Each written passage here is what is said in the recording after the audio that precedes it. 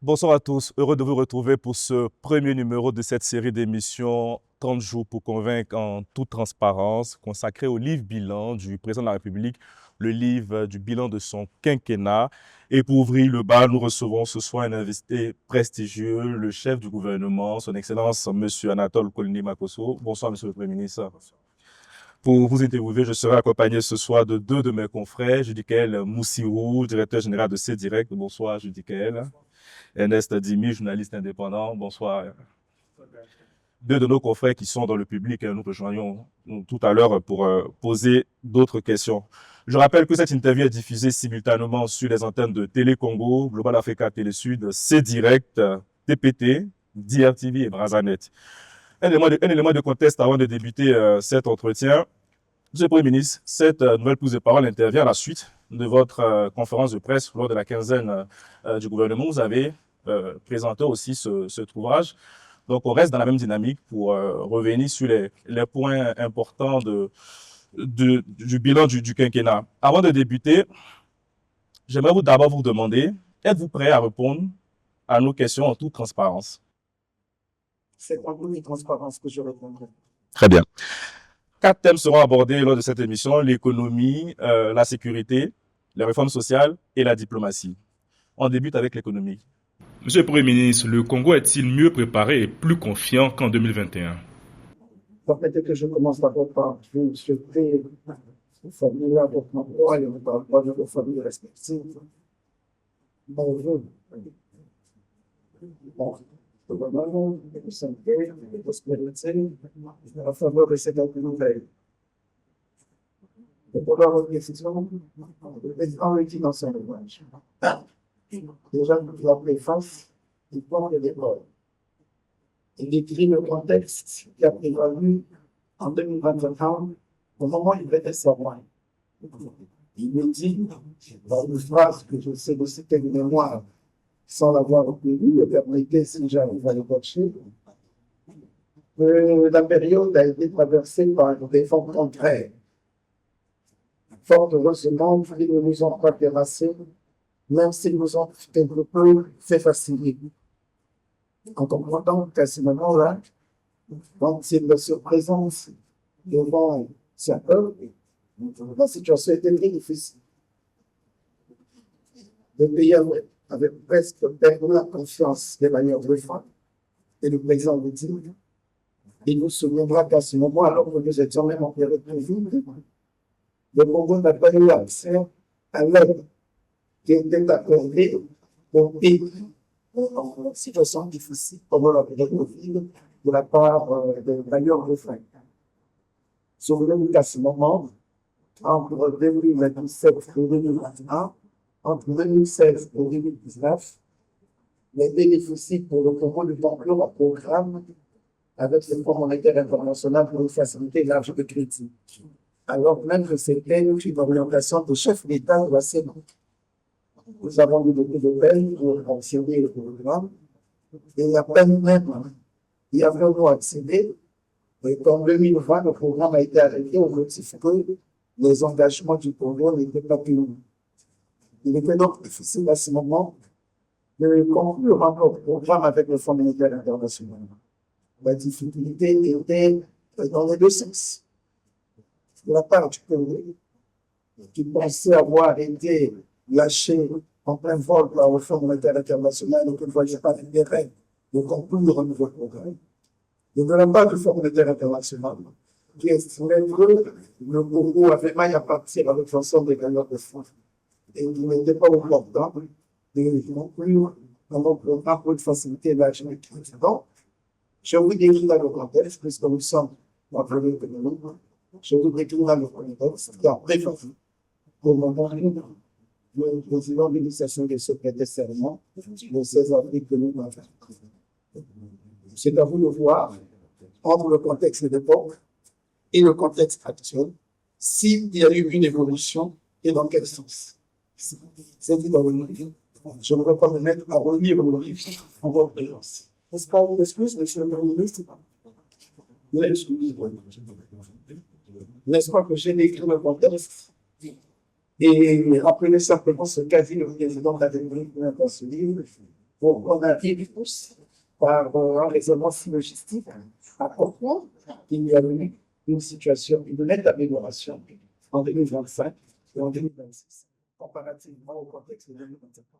Monsieur le Premier ministre, concrètement, quel est l'impact de la croissance économique sur le quotidien des Congolais? Oui, je parle tout le monde. Je n'ai même pas encore dit qu'il est positif. Je suis en train de vous décrire. Et par mon avancée, vous avez déjà la bénédiction qui est positive. Cela vous engage. Moi, je vous décris. Je vous prête et le président me dit, au regard du bilan qui est fait, il revient à chaque fois que nous de se faire une idée du travail et la mission. C'est le président qui me dit. Je peux me retrouver dans ça. Voilà. Voilà. Il ne juge même pas. Il ne dit même pas. C'est simplement que dans tout bilan, il a un actif et un passif. Puisque nous sommes en économie.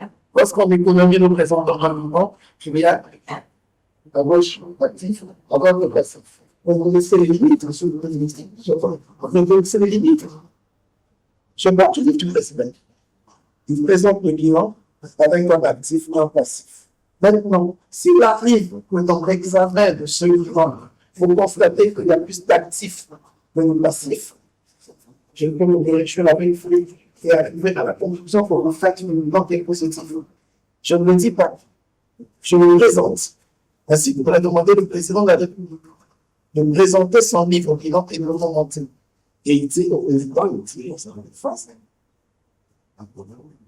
Sous l'éclairage de ce bilan, le peuple congolais sera en mesure d'évaluer de manière objective l'action de ces 5 dernières années. Il se rendra certainement compte du chemin parcouru et de la nécessité de poursuivre la marche. Donc, le président prend l'arbitre à chaque fois au regard de la situation qu'il présente en toute transparence. Ça nous vient à la conclusion de ce qu'aura été le travail commencé pendant ces 5 dernières années. Et vous parlez des institutions internationales. Ce sont des institutions qui le reconnaissent. Je lis à la page 15. Ils sont les premiers à reconnaître aujourd'hui le travail réalisé par les autorités ces 3 dernières années pour remettre le budget de l'État à flot. Ce sont les institutions internationales qui sont les premières. Et ils vont reconnu lorsque nous avons la situation donc, le président n'a fait que dans ce livre restituer les choses telles qu'il les a vécues, telles qu'il les a conduites pendant les 5 dernières années. Quels sont les atouts, les piliers de cette croissance? Reconnaissons donc d'abord qu'elle était négative en 2020, à moins 6%. Au moment du Covid? Au moment du Covid. Oui. À moins 6%.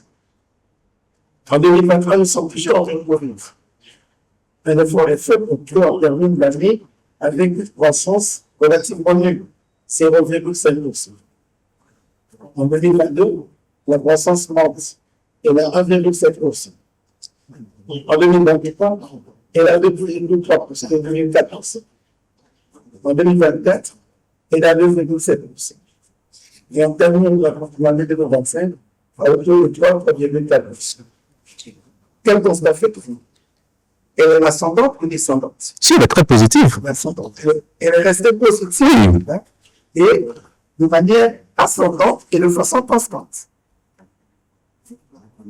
Quelle conclusion pouvez-vous faire comparativement à 2023? Au regard de la croissance, la situation économique du pays, au regard de cela, chaque Congolais se fait une idée du travail qui a été réalisé. Monsieur le Premier ministre, ma question c'est de savoir quels ont été les atouts de cette croissance pour les Congolais qui ne connaissent pas un peu ce domaine. Alors, en automatique, et les institutions le reconnaissent, le président le dit dans le page, une amélioration du secteur européen. Ils ont contribué justement à l'amélioration de la croissance de l'Europe. Et cette question est d'autant plus pertinente que par le passé, dans les années 2009 à 2015 par exemple, nous avons une croissance positive qui tutoyait même les 2 chiffres. Elle était limitée par 2 facteurs majeurs. L'amélioration des prix du baril de pétrole et des matières premières et l'investissement public. C'est-à-dire, nous avons les ressources sous forme d'une économie rente, nous avons vendu les matières premières, nous avons de l'argent parce que le marché est intéressant, nous redistribuons cette ressource dans l'investissement public au travers des réalisations qui ont été faites pendant cette méthode. La particularité de cette croissance, c'est qu'elle s'est faite, elle est positive, dans un contexte où il n'y a pas de pétrolier, il n'y a pas flambé des prix de matières premières, et il n'y a pas très peu d'investissement public. Vous voyez? C'est donc not le fruit du syndrome autrichien, mais c'est le fruit de l'effort des Congolais à travers une croissance hors pétrole, une économie hors pétrole, et que nous pourrons retrouver dans le fonctionnement des services, notamment les services bancaires. Vous voyez quelle est la situation bancaire en ce moment, comparativement à quelque temps. L'industrie, oui, notamment l'industrie manufacturière, l'agro-industrie. Vous voyez comment, effectivement, cette économie a été portée par un secteur hors pétrole qui a tutoyé presque, sinon côtoyé, le secteur pétrole. Monsieur le Premier ministre, peut-on dire que le Congo a gagné la bataille de la diversification économique? Si vous pensez qu'on a déjà gagné, c'est tant mieux. C'est le raisonnement que chacun de nous doit tirer de la situation actuelle. Le livre, le président ne fait aucun jugement de valeur. Il vous présente en toute transparence la situation et demande à chaque Congolais de faire son appréciation au regard de l'information qu'il met à notre disposition en toute transparence. Donc, si vous voyez, vous ne croyez pas si bien dire que si l'on est parvenu à avoir une croissance positive portée en partie par un secteur hors pétrole, et bien entendu, il y a un frémissement, il y a un bond important en termes de diversification de l'économie, et ça se tient. C'était d'ailleurs un des piliers du programme national, du plan national de développement, et un des axes du projet de société du président de la République. En 2021, dans son programme de société, le président annonçait une croissance à 7% chaque année. Avez-vous été trop ambitieux? Entre l'ambition que se fixe et le résultat qu'on obtient sur le terrain, il peut y avoir un gap. C'est pourquoi ça vous est présenté en toute transparence. Ce qui compte, la situation s'est-elle dégradée? S'est-elle maintenue ou s'est-elle améliorée? Même relativement. Dans le livre bilan, on nous dit que le Congo doit néanmoins rester vigilant. Si la dette extérieure est bien en diminution continue depuis 2022, le pays reste toujours sous la menace d'un endettement intérieur qui, lui, ne faiblit pas. Quelles sont les raisons? Quelle aurait été votre méthode en 5 ans pour réduire la dette? Vous voyez que le président présente la situation par ainsi.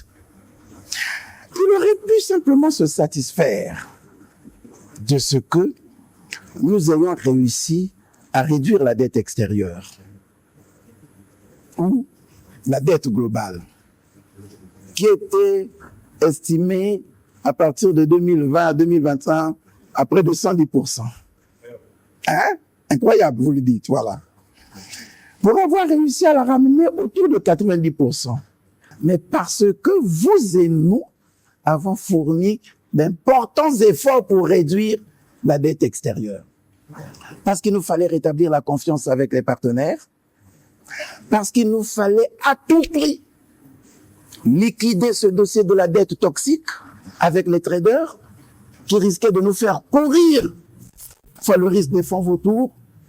Nous avons fourni tous ces efforts, nous avons même sacrifié l'investissement public pour nous permettre de réduire cette dette et maintenir la confiance avec les partenaires.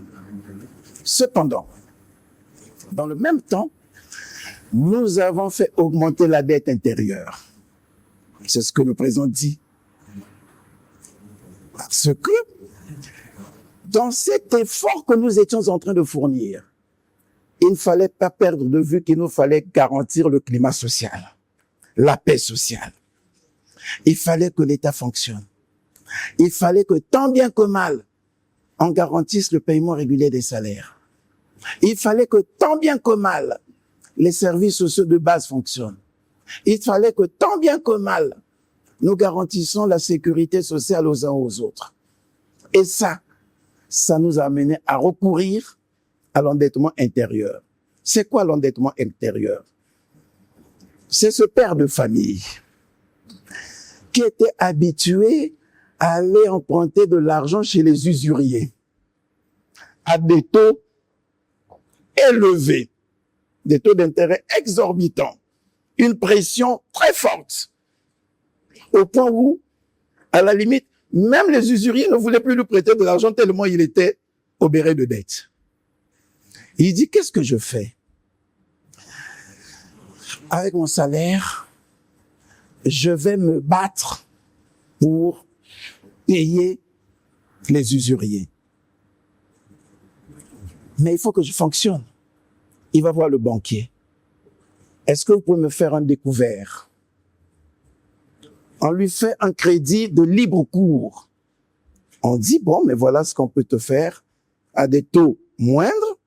Ça te permet de ne plus aller chez les usuriers. C'est la banque, c'est chez toi. On va te prêter de l'argent. Une partie, tu fais face aux échéances extérieures, donc vis-à-vis des usuriers, pour qu'on ne vienne pas te saisir tes biens. Et une autre partie, tu nourris la famille, tu règles les problèmes. Et profitant de cette facilité que m'accorde le secteur bancaire interne, nous avons pu garantir le fonctionnement régulier de l'État. Et ça fait que je me retrouve avec une dette totalement réduite de l'extérieur. Je rétablis la confiance. Je peux même, la preuve qu'on a rétabli la confiance, on peut même aller au-delà et après l'amélioration de la notation, on peut maintenant faire des eurobonds qu'on ne pouvait pas faire en 2021, en 2020, en 2022. Maintenant, je me bats. Puisque c'est avec mon banquier, les taux sont moins lourds. Les conditions sont relativement abordables, même s'il arrivait des moments où le banquier pouvait augmenter le taux d'intérêt.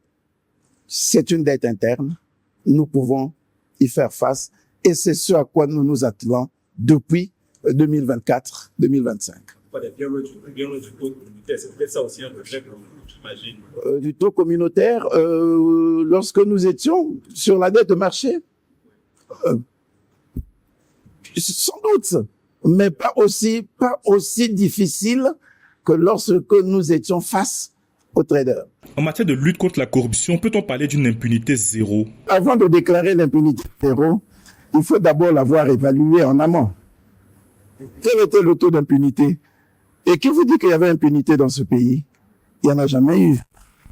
Il y a, et vous avez raison, un sentiment ou d'impunité ou de corruption dans le pays, comme on peut le constater dans tous les pays du monde.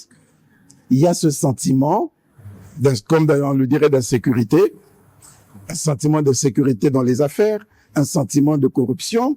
Il y a quelques fonctionnaires véreux, par exemple. Il y a quelques agents qui peuvent être indélicats. Ça arrive. La justice est là pour frapper. Et c'est à la justice de faire son travail. Mais l'effort que nous avons fait, je vous prends un exemple. La déclaration du patrimoine. C'est une disposition qui a été prévue dans la Constitution de 1992. La déclaration du patrimoine par les agents élevés aux hautes fonctions de l'État. Depuis 1992, elle n'a jamais été appliquée. Il a fallu attendre 2022 pour qu'on ait commencé à l'appliquer, alors qu'elle existait depuis dans toutes les constitutions. Donc, c'est déjà faire preuve de courage. Et nous avons donc résolu l'impunité en amont. Nous avons réduit la corruption en amont. Pourquoi? Parce que lorsque nous disons « je fais la déclaration de mon patrimoine », je me lie.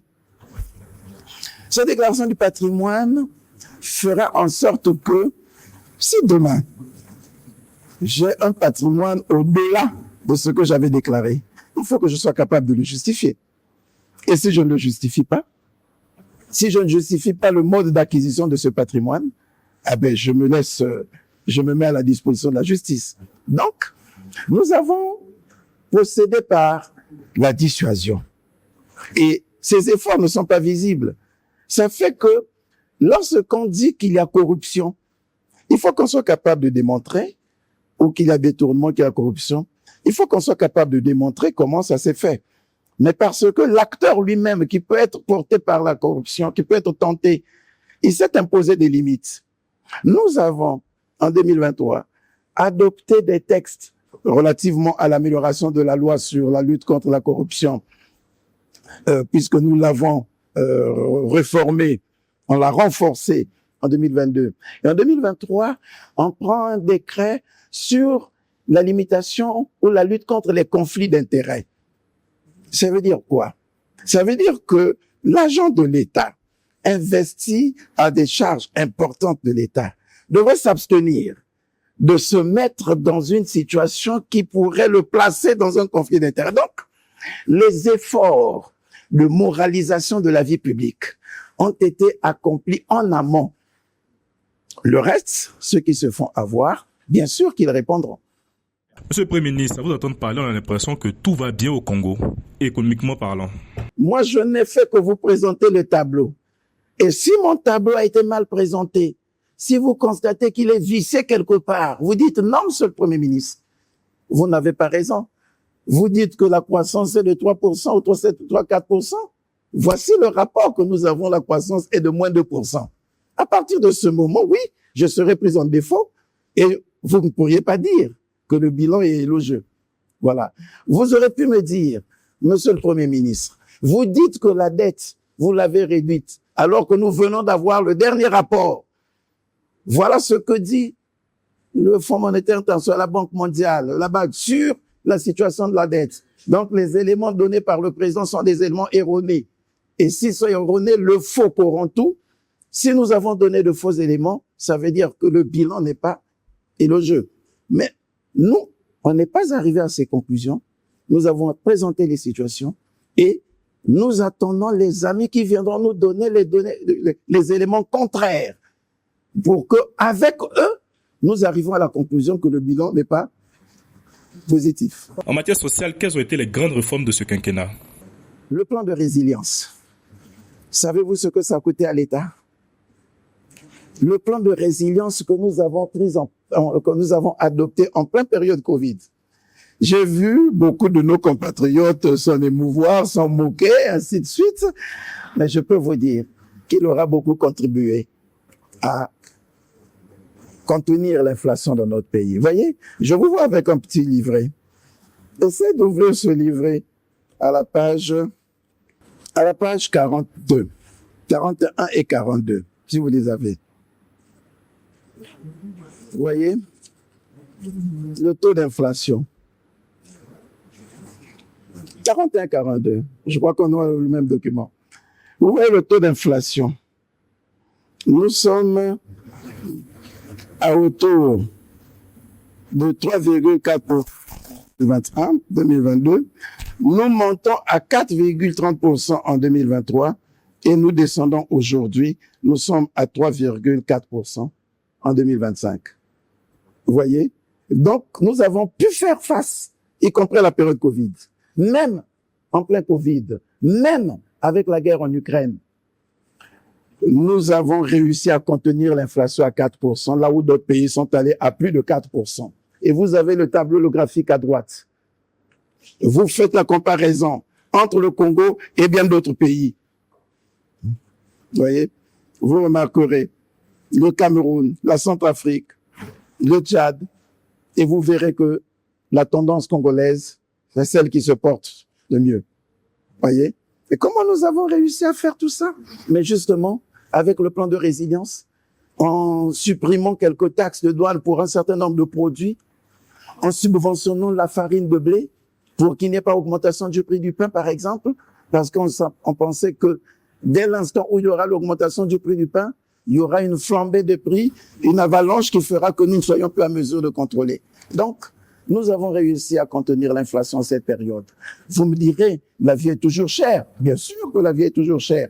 La vie est chère, parce qu'il nous faut produire. C'est pour cette raison que le président de la République s'est engagé dans un vaste programme agricole avec notamment des zones agricoles protégées. Voyez-vous, c'est avec ça que lorsque nous allons produire, vous constatez quand même que cette fois-ci, on a produit plus de manioc, on a produit plus d'igname, et on peut constater que le prix du manioc, sa patate, le prix de l'igname est relativement contenu.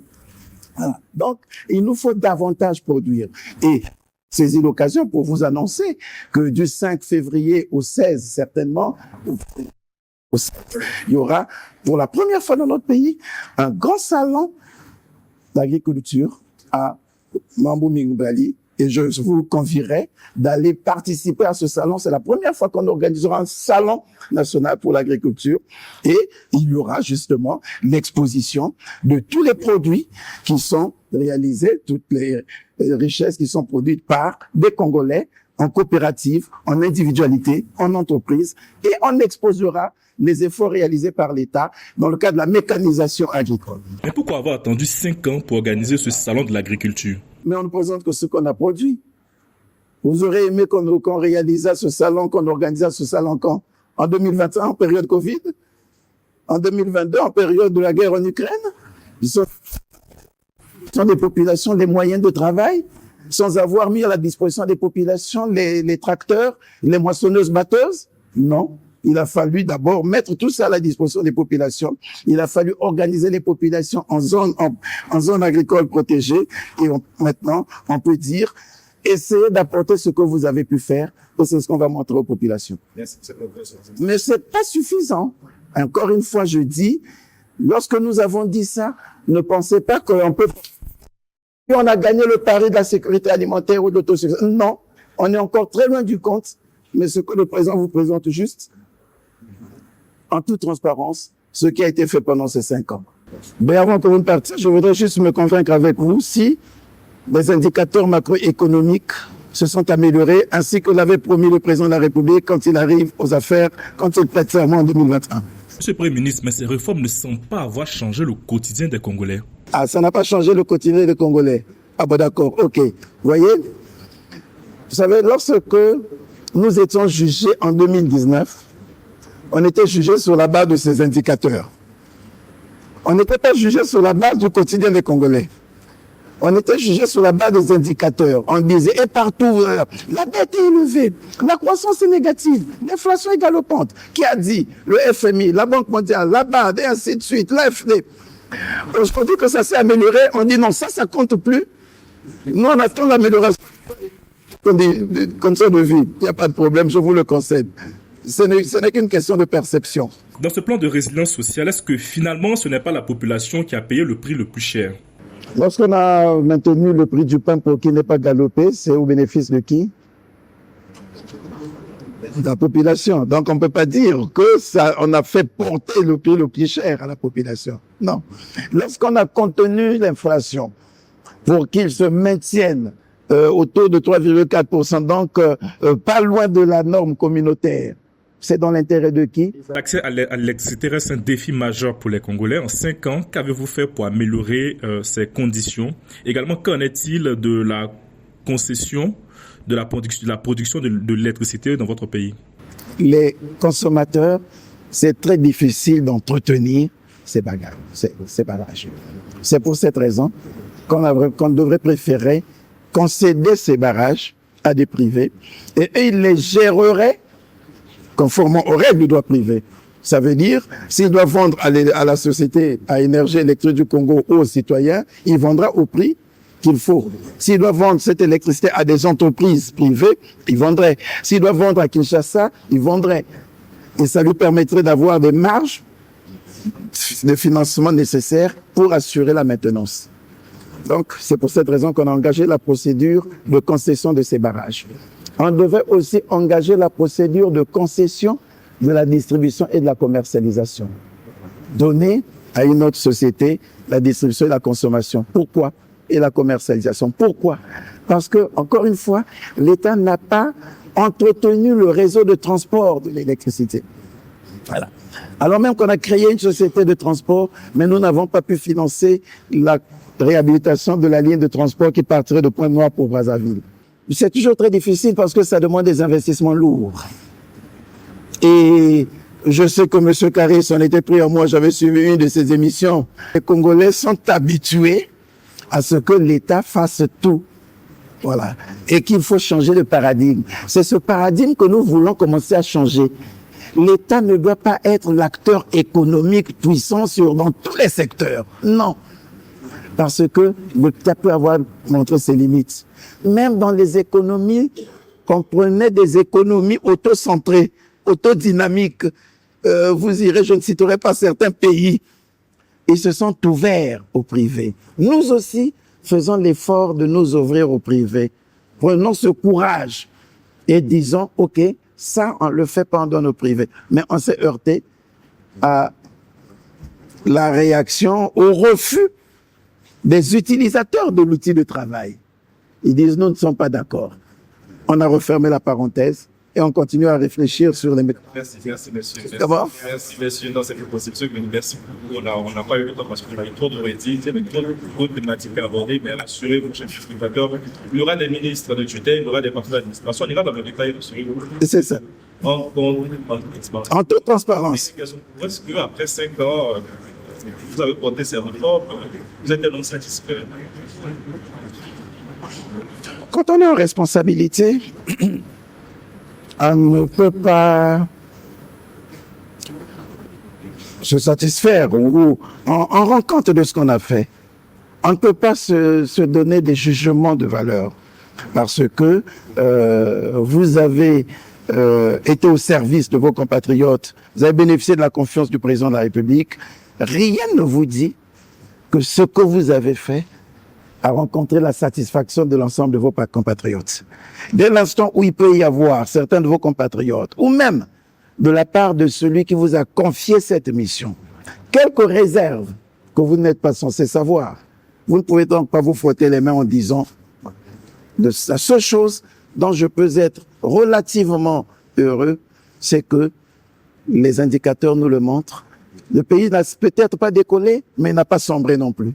Et si l'on a réussi à maintenir l'équilibre pendant cette période, si le président de la République, au bout de 5 ans, peut se présenter devant ses compatriotes pour dire « voilà ce qui est fait, voilà ce que le président a fait », c'est donc la preuve qu'il est relativement satisfait du travail qui a été fait et il demande à ses compatriotes d'en apporter le jugement par eux-mêmes.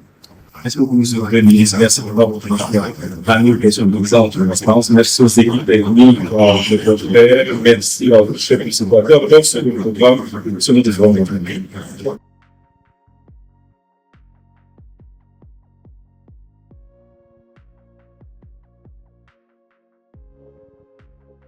Vous mettez un point sur le fait qu'il y a une attaque de la souveraineté. Est-ce que je vais sur les biens sociaux? Oui.